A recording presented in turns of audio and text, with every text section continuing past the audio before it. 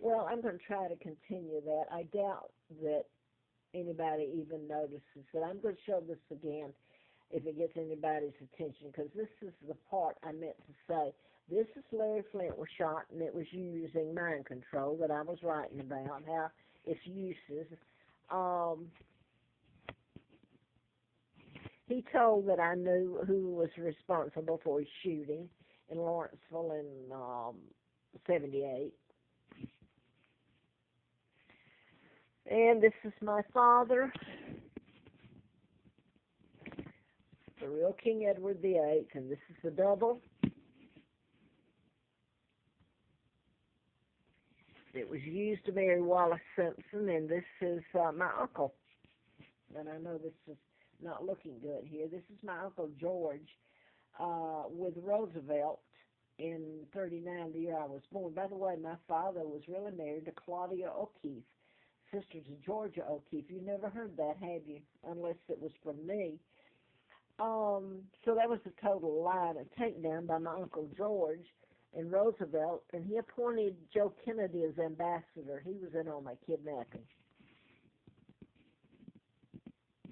1941, and both brothers, JFK and Joe, flew in and out to the embassy during that time, and were in the embassy, and even appeared and spoke, I believe JFK did, to the House of Commons.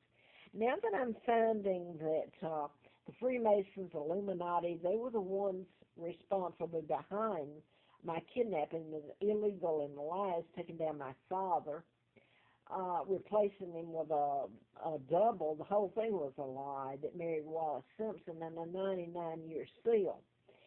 So I want to go back. I just made a tape, and I had to go into this one to complete it. I want to tell about in Atlanta, I did the book, and it was filled full of antifreeze, April Fool Day of 80, and should have died. It was hell what they did. You talk about illegal, just that part of it was the most horrific. It was a crime of crimes, and that was just a portion of it. But before then, I was introduced by my husband or ex-husband, and then he died, who was CIA. I found out later, but he introduced me to Carnwright, Marshall Carnwright. And everybody thought he was just a private detective, had a security agency. Okay, I remember him telling me right after I met him, and I think I was living at Moonraker in 78. That's when Flint was shot, and I was doing the book and all that. I remember Carnwright, Marshall Carnwright, and I thought his name was like John, but later I found out different. He was U.S. Marshal. So it was really a title rather than his first name. But he told me from the beginning when I met him, back then, if you said your phone was bugged, that was part of saying you were paranoid or you were crazy. This whole thing has been like that. If you start, it's patterned, the mind control is, so that it can look like you're mentally ill, and there's nothing mentally ill about it. It's mind control, and to treat one for mental illness when it's mind control is the utmost in the criminal terrorist act. You're giving psychotic drugs for a non-existent illness and locking them up. But back to Marshall Carnwright. I ended up back there after the antifreeze and working for the DA in Huntsville. And he had told me back, I'm skipping, he had told me when I first met him to go to different phone booths. They had phone booths back then because everything really was bugged. And he was talking about Martha Mitchell. That was John Mitchell's wife. He was Attorney General, I believe. I'd have to Google it to make sure. He was part of the staff, Nixon staff. Now then, I have to go back. Was Martha Mitchell part of? No, John Mitchell was part of the Reagan. That was 70. I'd have to go back and look. I knew then, but after a while, well, okay, somebody else can Google it. Martha Mitchell, she's from Hot Springs, Arkansas, or from Arkansas. She tried to tell people that her husband did not do the crimes he was being accused of. She was locked up and she was making phone calls, kind of like me, trying to get people's attention and tell them what was going on. And they really did her in. But anyway, Marshall Carnwright back then, when I first met him in '78, told me to not call from my phone. And, oh, believe me, I knew better. I had found out about that. But you don't, back then you didn't say your phone was tapped.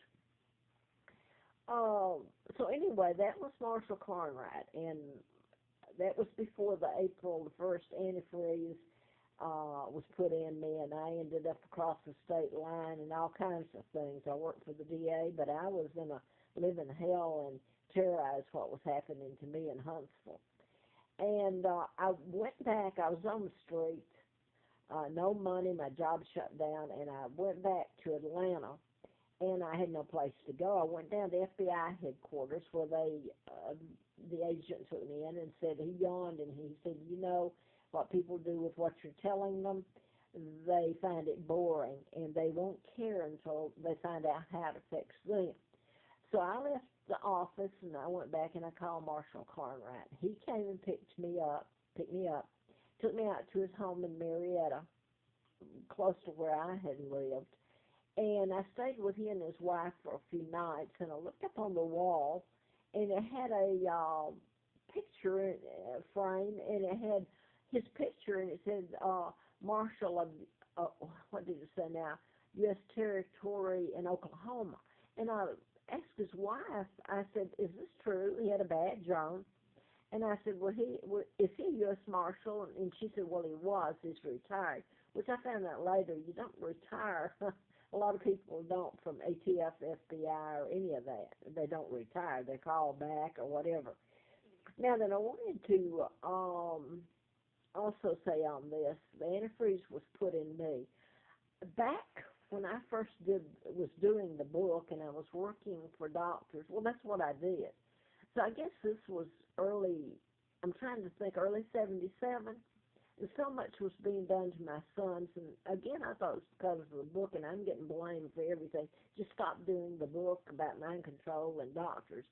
And then later I found out my real name and Windsor and about my kidnapping and why it all really happened. But this is just one time out of the hell and the terrorism that was being done to me and my sons.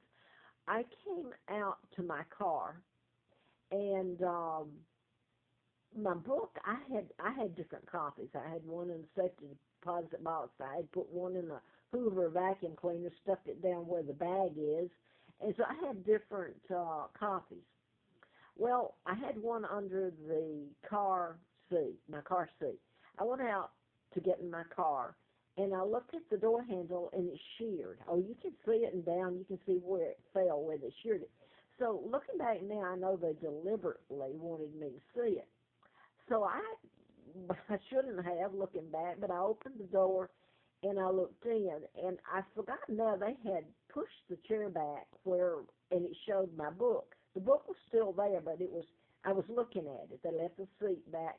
And I believe they stole looking back, they stole the stereo, and so it looked like they came in for the stereo.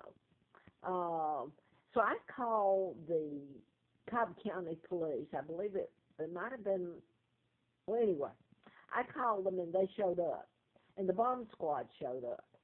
And I remember they came up, and there was two of them, and they were very nice. And one of them was trying to tell me, he said, every day I leave for work or whenever, he was telling me, and how to try to fix your car so you can tell if somebody has tampered with it. So anyway, that was then, and then on April Fool Day of '80, after I'd finished the book and had the letter from the FBI and filled full of antifreeze, I ended up here in Roanoke, where the shootings at Virginia Tech and all of this mess has continued. Mindcontrol murders, the Tucson, Arizona, and all of it. But